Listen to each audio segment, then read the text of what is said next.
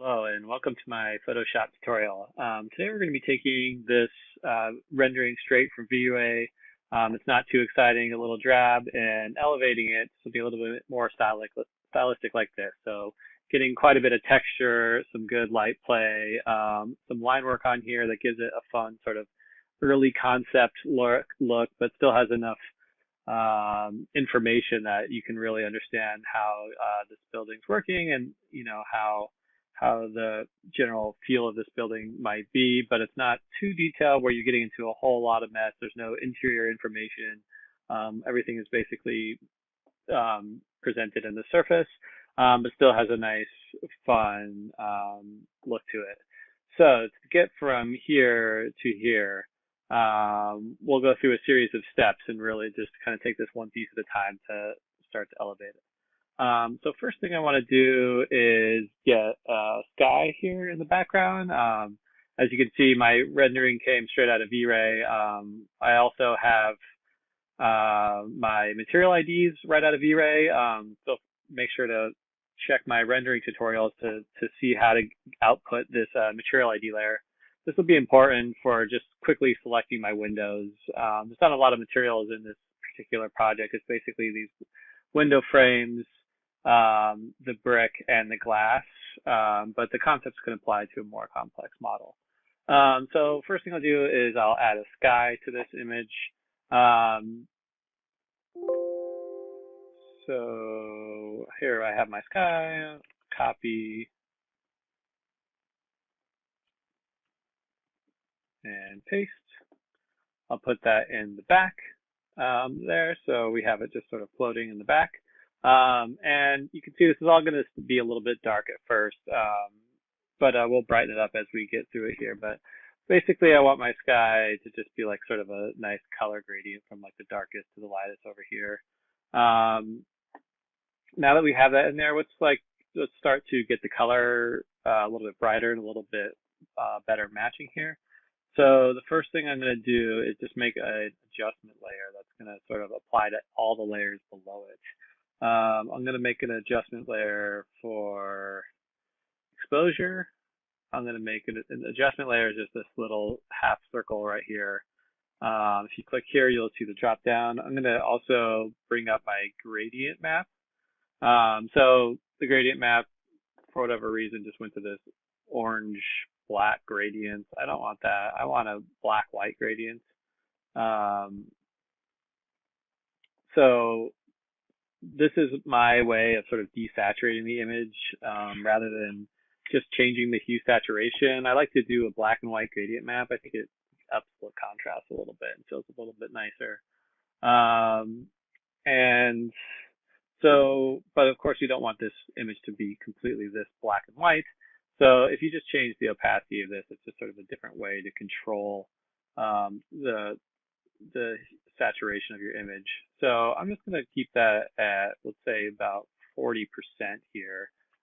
So pretty desaturated image. Again, this feels very dark here. So let's get this exposure up a little bit here. I'm going to bump this up to like 0.33 here. So it's a little bit brighter.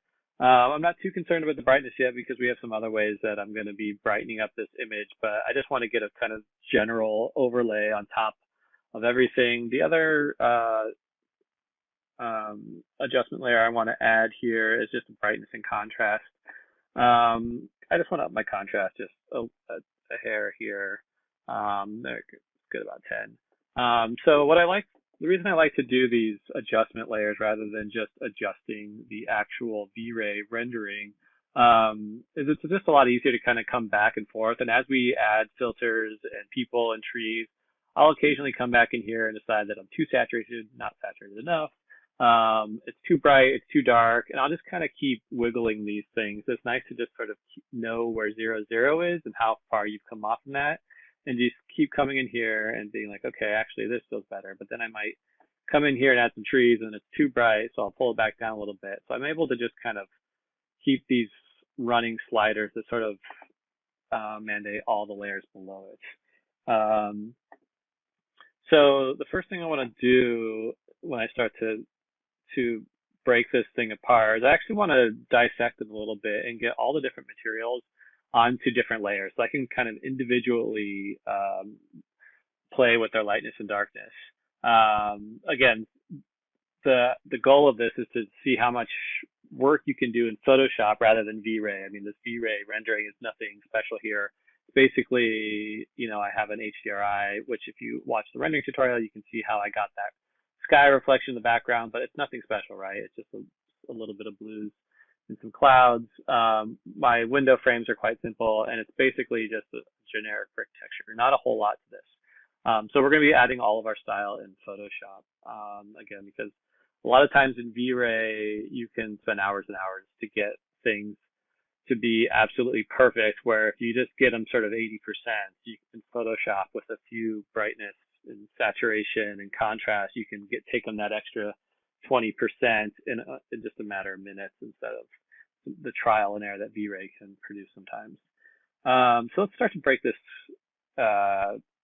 image down a little bit. Let's first get my bricks on their own layer. So if I go to my material ID layer here, which sort of color blocks everything, and I should have probably had more defined colors per material. These reds are a little bit close, but I think if I just do my magic wand right on the red, right click, and then hit similar, now I've selected all of my brick material here. I can kind of turn that off and see that. So I have all my brick. I'll go to my original V-Ray layer and I'll hit Control T, Control V. So now you see when I turn this on and off, nothing changes because I've just made a copy of the brick on top of the brick. And now I can start to play with this brick and get it to read just the way I want it to. We'll call that our brick layer. Let's come back in here. Let's also select my window frame. So that's like darker red right here. I'll select that, right click, select similar. Now I have all of my my window frames here. I'll go back to my original layer, Control C, Control V. We'll call that the window frames. And the last material I want to do is my glass, of course. We'll do a lot of work with this glass to really get it to shine. So I'll select my magic wand into the yellow, right click, similar. Now I have all my glass selected. Control C, Control V, and now here are my windows. So now that I have these all on their separate layers, actually, before I do that, I'm going to bring in some image filters that are going to give this a little bit more brightness. So I basically want to get the general atmosphere and like color range of my image correct, and then I can fine tune the materials within that. So the first image or filter I like to apply is it's called this. It's an image I found online. It's called this full resolution paper texture.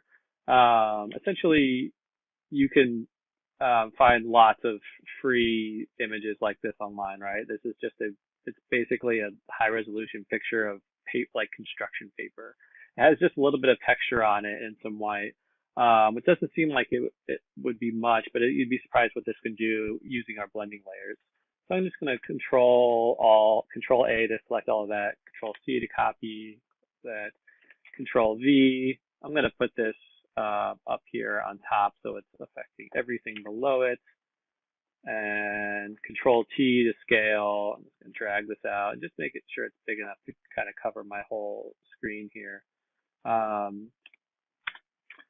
And here, of course, now we've completely covered everything, but I want to talk a bit about blend layers. So a blend layer is a way to change the transparency of a layer so that it reveals certain things below it. So right here on normal at 100% opacity, we can't see anything below it, right? Makes sense. But if we go to our drop down here and start to tab through these, if we go to dissolve, if I can just press down keys, I'm kind of tabbing through them, and you can see each blend layer treats that just sort of fuzzy white layer differently, right? So color burn is like expressing the darks and then light in is expressing the light, screen is screening it out to the point where you still can't quite see through it. And then we get to overlay. Overlay does a great job of letting you see through the image while bringing through the texture. And so that's where we're going to keep it, is actually on overlay. But then I'm going to just lower the opacity a little bit too. It's just a little bit too washed out and a little bit messy. So I'm going to kind of knock that down to about 70%. So now we're starting to get a nice sort of like almost canvas painting look to this, right? It just kind of allows an even coat over everything that starts to blend things together a little bit. The one problem I'll say is that it's sort of washed out my windows, right? I think it's probably a little bit too much on the windows. So if I go back to my my material ID layer, let's just magic wand, let's select all those windows again. And then we'll go to that blend layer and Control X to cut those out and Control V. So we basically just chopped out that blend layer only at the windows. And I'm going to actually put this right back on top of my windows where it should go. Somewhere right there.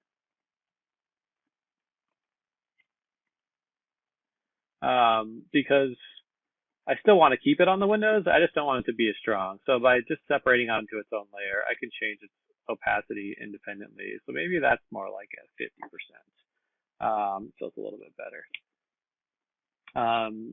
All right, so we've kind of brightened up the whole image a little bit, but it's still, you know, not quite shining just right. So let's start to play with the actual materials themselves to get them to really sing. So let's start with the brick. First thing I'm going to do is add an adjustment layer to that. So I'm going to, again, click down here on this half filled in circle. I'm just going to add a brightness and contrast layer. And so for these initial adjustment layers, I just have them affecting everything below. So I know that everything I'm working on is being affected by this gradient map, that exposure, and that brightness that we did at the beginning.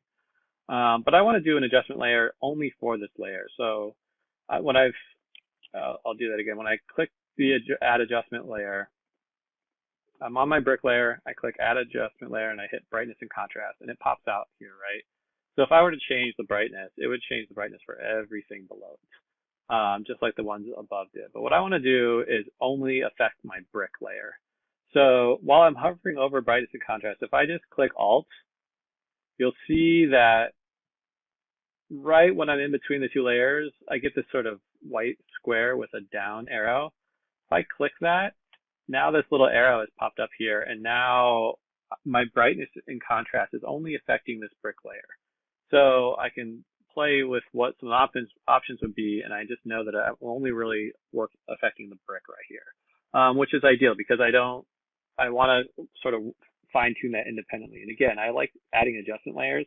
I could just come in here and on the brick layer and go to image adjustment, brightness and contrast and change the brightness and contrast of that brick. But what I want to do is keep it as its own layer of brightness and contrast so that I can come back and just quickly adjust it and sort of fine tune it as I need to. It seems a little silly now, but I think the more you do this, the more you'll realize that it's all about fine tuning things. And every time you add a new layer, you kind of want to reevaluate your other layers and make sure that they're all still kind of working well together. So for this one, I think I'm just going to brighten this up to about 20 here. So that's starting to feel a little bit brighter. But what I noticed here is that it's starting to get a little flat, right? So on this corner here, what I want to do is kind of up the contrast. I want my light is hitting these differently, and I want to express that a little bit better. So what I'm going to do is I'm going to take my brick layer. I'm going to make a copy of that brick, but I'm only going to select the faces that are facing the camera and not the faces that are facing, you know, left or right of my screen.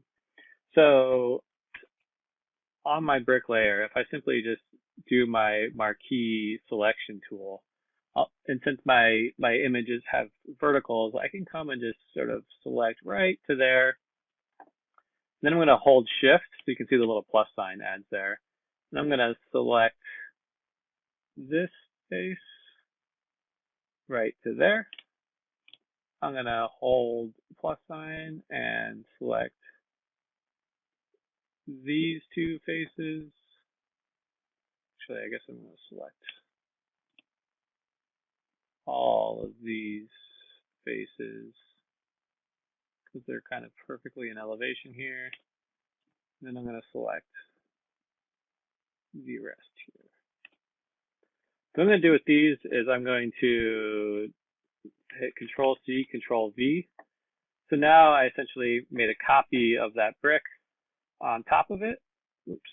I'm going to lock this layer up here so I don't wiggle it around accidentally. So now I've made a copy of that brick on here. But you can see I only made the front facing. So now I can adjust that independently from the side facing. You can see the difference here. So for that one, again, and so you can see when I made a copy of it, it has a down arrow here. So this only shows the brick when it's on top of the original brick.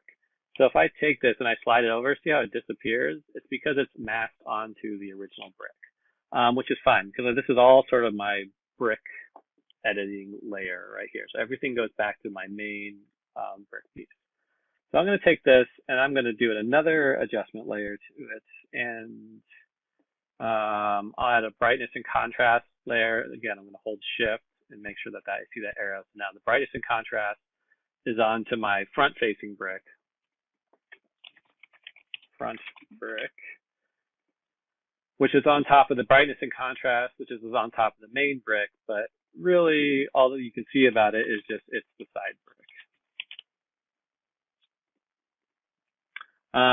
So for this brightness and contrast layer, I'm gonna up it quite a bit more, about 30, we'll say, and I'll up the contrast quite a bit too, up to like 40. And what I'm also gonna do is add another layer for hue and saturation, and I'm going to lower my saturation quite a bit too. These bricks being a little orangey, so I'll make it to like minus 30 there. So it's got a nice sort of desaturated feel to it. So that's starting to feel pretty good for my brick here. Let's start work on the window frames themselves. So here's my window frame layer. Again, I'm just going to add a brightness and contrast. Oops. A brightness and contrast adjustment layer there. I'll hold Alt and click in between the layers to make sure I'm only affecting that. So for this, I actually want these to be quite a bit darker. They sort of rendered a lot lighter than I want them to, so I'm going to just drop these to like minus 60 or so. And we'll up the contrast a little bit too, to maybe like 20. There, now it's starting to pop a little bit more the way I wanted to express the intent of these corner windows. All right, so we'll call that good for the window frames. Now let's go to our windows themselves. What I want to do here is I'll add an adjustment layer to that as well.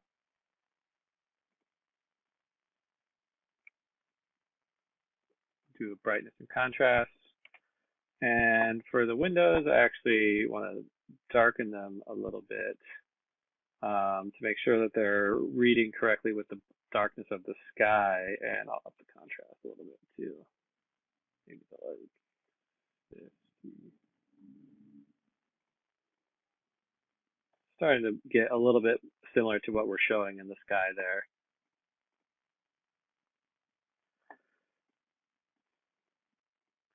The other thing I want to do with these windows, my reflection is quite a bit, pretty boring in here. I think I want to get a little bit more sky reflection in there.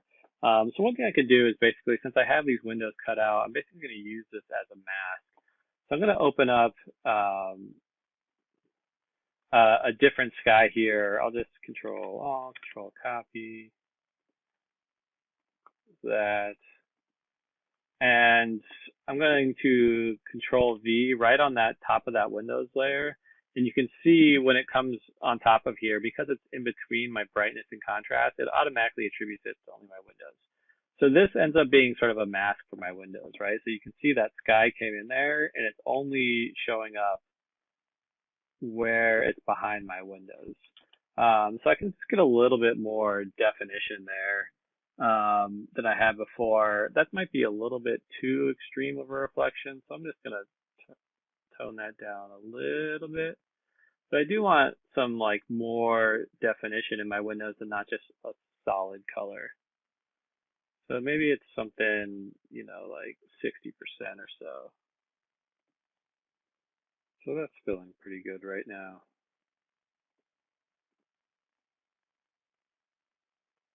Yeah, we'll leave it there at 60 for now. Come back to it in a bit. Um, all right, so this is starting to feel a little bit better. I actually want to add just a couple other image filters. Just now that we're starting to get this thing color corrected, we'll add a couple other image filters just to really play up the sort of stylized look here.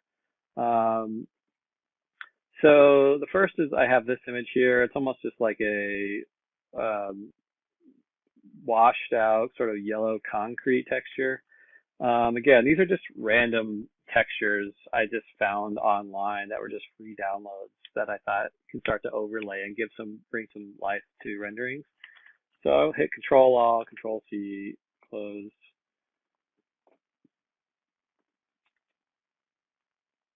And I'm gonna drop this right here. Um,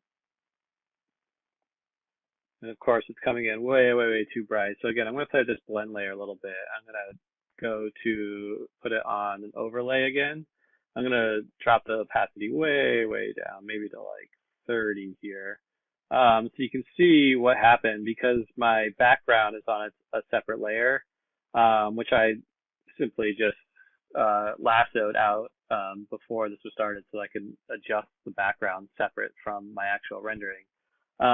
All I've done is basically just added a little bit noise and texture to my background, which will help the image itself pop out a little bit more. So right here it's sort of all a little bit even, and now I lighten it up and get some more texture, which allows for the main part of the image to sort of be the focal point.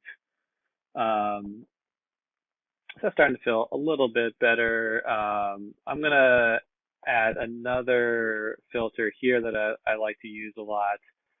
This is just sort of a warming filter. Again, it's nothing special here. It's just a sort of like color gradient, a little texture. Control Alt, Control C, Control V, and I'm going to drop this one up higher here. So this is sort of like up on top. Or if you remember, there's our main sort of adjustment layers that are affecting everything, and then we have that paper texture up here. Label that. This is our paper texture for the windows. And now we just have another sort of I call it sort of a warm filter. Again, obviously we're not gonna, this is way too extreme right here, but we'll play again with those blend layers and overlay, which is what I almost always use for these. And so this is like a little bit too warm, right? This is like a little bit too hot. So I'll just drop that opacity down to maybe like 20%. So you can see very subtle, but just gives like a nice warmth to the entire image, right? And then finally, I have this last image filter, which I like to use. This sort of just like helps see a bright spot that's going to sort of reinforce the directionality of the light coming in. So I'm going to select all and Control C. All right, so now we can see it brings a little bit more sort of color to the whole thing, but also a sort of washed outside there. Again, we're going to go back to our overlay, which sort of helps blend all of these filters together, and we'll rock this one way down to like maybe just like 10%. Just a little bit more brightness on my left than in my right. All right, so this is starting to feel pretty cohesive from a lighting standpoint and also quite dynamic from a texture standpoint. It's got some good sort of depth and balance on the way we're playing off. It's sort of highlighting all the corners here, which is sort of the main point of this brick, this facade design. So now let's start to add some entourage elements, and then we'll kind of actually, before that we do that, let's go ahead and bring in our line work, right? So if you follow the section perspective tutorial, I go through how to export line work from Rhino and overlay that in the rendering. So I've already exported my line work, taken it into Illustrator, cleaned it up, got my line weights correct, and then sort of exported that line work itself into Photoshop. So I'm going to just grab that and paste it right here into Photoshop. So here is my line work.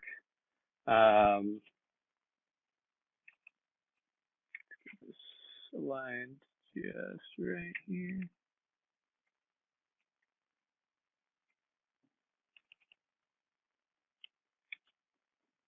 All right, so now that we bring in this line work, you can see it starts to give it a little bit more of a cartoonish element to it, which is what we want to do. We want to keep this feeling very sort of schematic and preliminary. So adding a line work is a really great way to bring that nice early sketch feeling to your project. So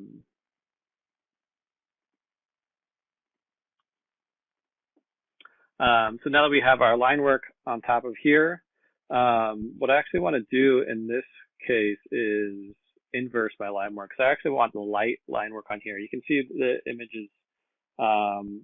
I kind of lose a little bit of the line work in here with my dark window frames. So if I actually just take that, label this my line work layer, and I'm just going to go to Image, Adjustments, and Invert, and now I'll have white line work. And I think this gives us kind of a little bit more contemporary feel stylistically, and allows for you know, the lines to really pop on here. But I do think my brick is probably still a little bit too dark. So come back to this brick. And so here what I'm going to do is I'm actually going to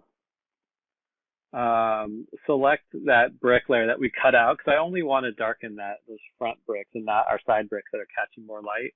So I'm just going to select that. And in this case, I'm actually going to edit the layer itself and not make an adjustment layer, because I don't want to edit the original brick as well, just my front brick. So if I go to, I'm just going to go to Image, Adjustment, Brightness, and Contrast. I'm just going to darken that up a bit. Maybe like -40. Pull that contrast up a little bit too. I think that helps make it really pop. Maybe like 20.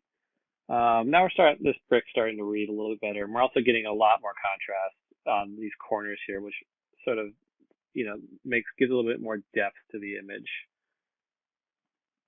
All right, that's starting to feel a little bit better as a composition here. And also darkening up that brick really helped to differentiate it from the background a little bit more, so that my building pops within the frame.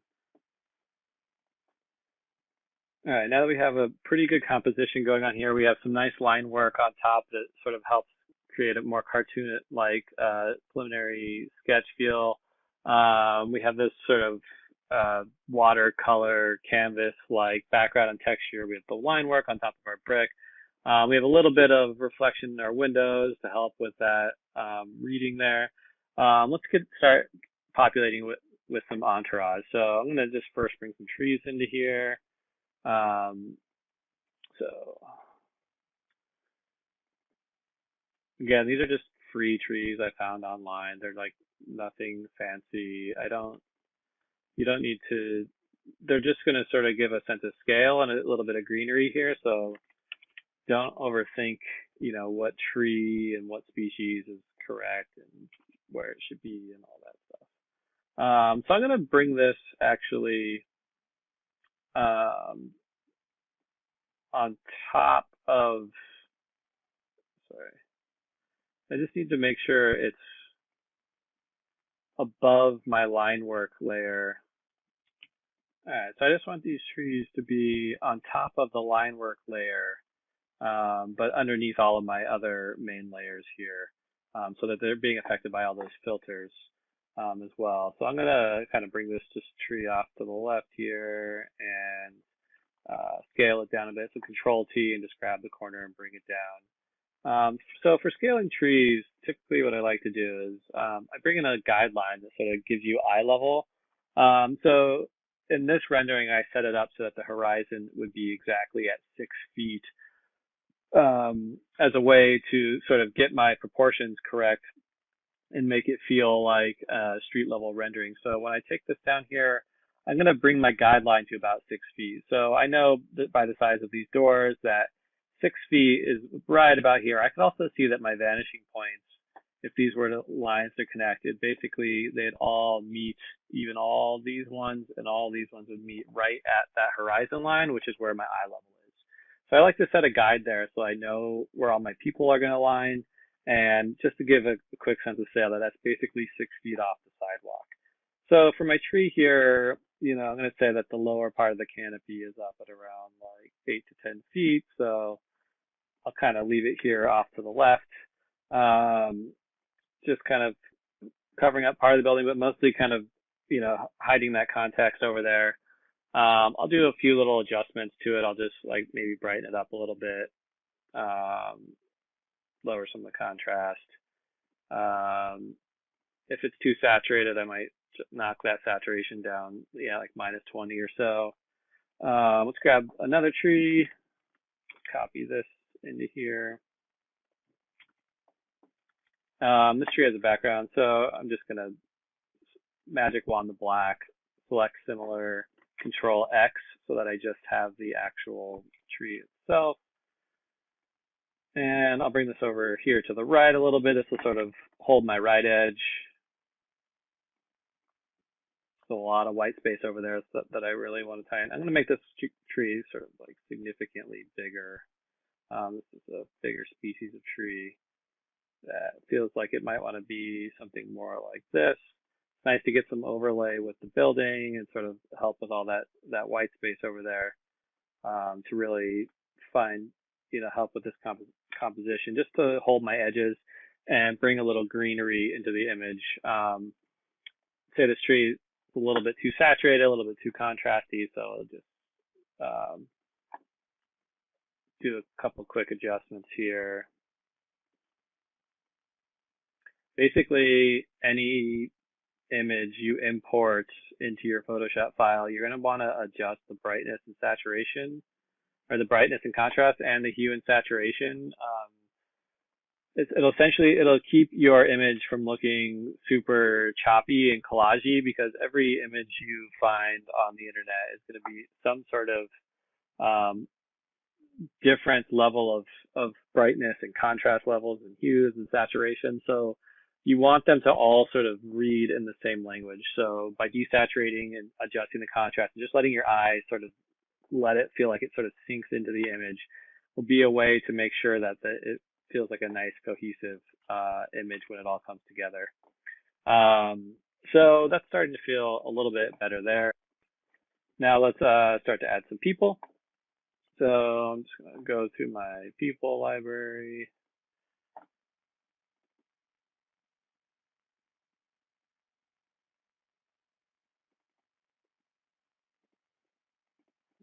Grab this guy. He seems to be walking in elevation, which is good because this is an elevation. I don't really need people walking towards me or away from me. Just sort of walking sideways along the street is fine.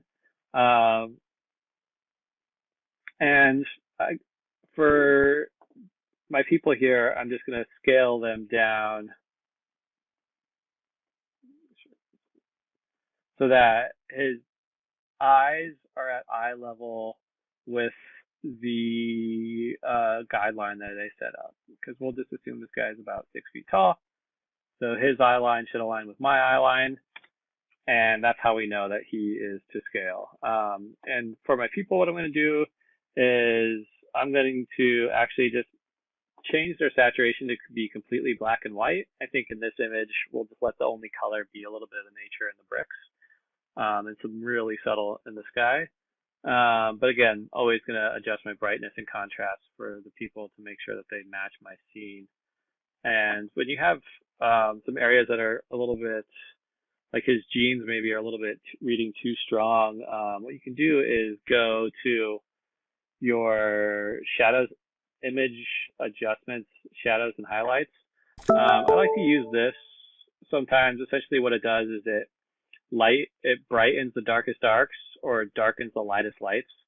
So this will sort of even out some things if you have a highly contrasty image and you want to bring it down. So I can darken up some of the parts of his shirt that are too dark, and then I can brighten up some parts that were too light. So you can see his jeans got quite a bit lighter here.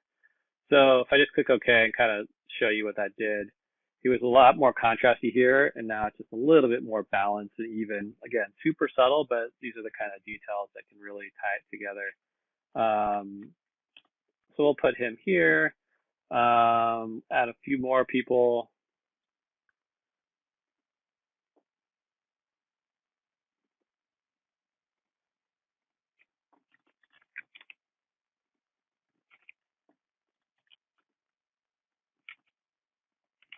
Delete out that background a little bit. Maybe these people are just sort of standing right here in the doorway. Again, all I'm concerned about is head height and where their feet are landing. And that feels about good. Image adjustments, hue saturation, all the way saturated.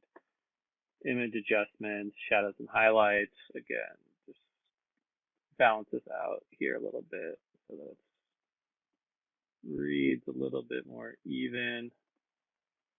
Image adjustments, brightness and contrast.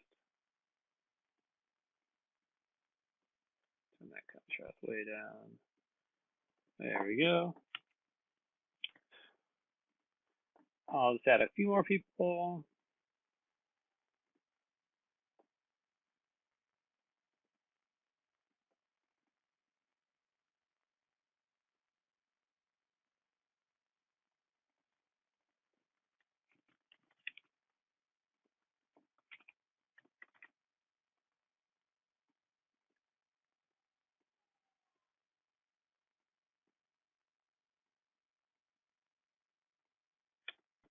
Change their image adjustments, hue saturation, image adjustments, shadows and highlights.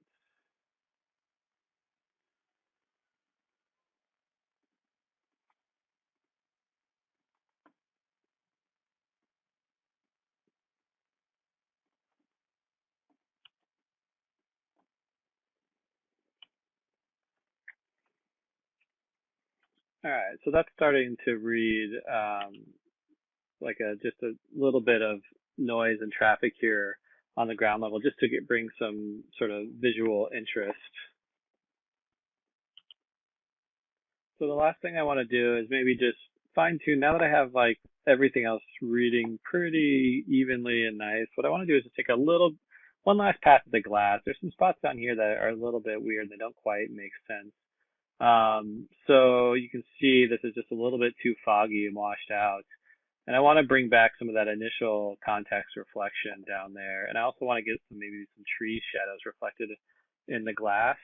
So what I can do is actually just take these trees, duplicate this layer, and then take that duplicated layer, bring it all the way down to my window frames layer, and drop it in here, right? So now it's on that, it's in that mask of the window frames.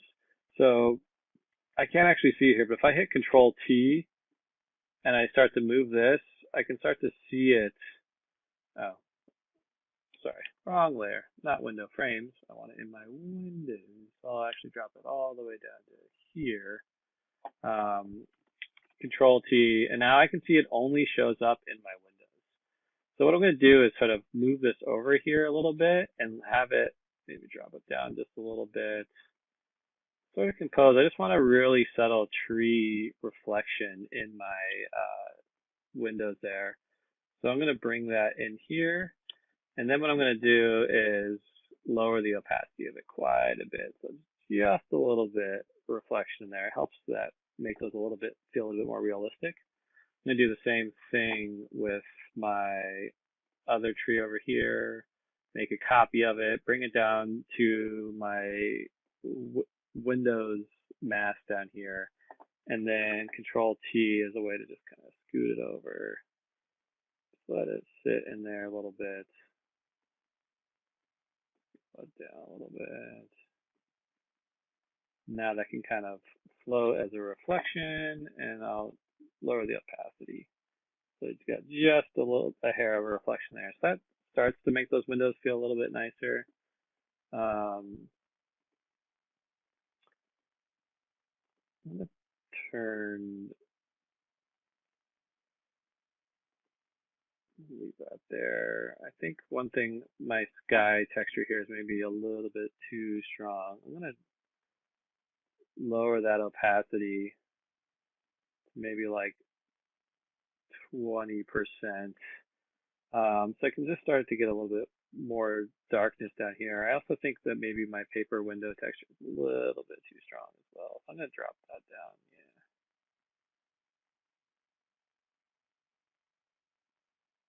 Yeah. There we go. That's starting to feel a little better. They're starting to feel a little darker. Also, um, a little bit darker here at the base. It was feeling a little bit too washed out there.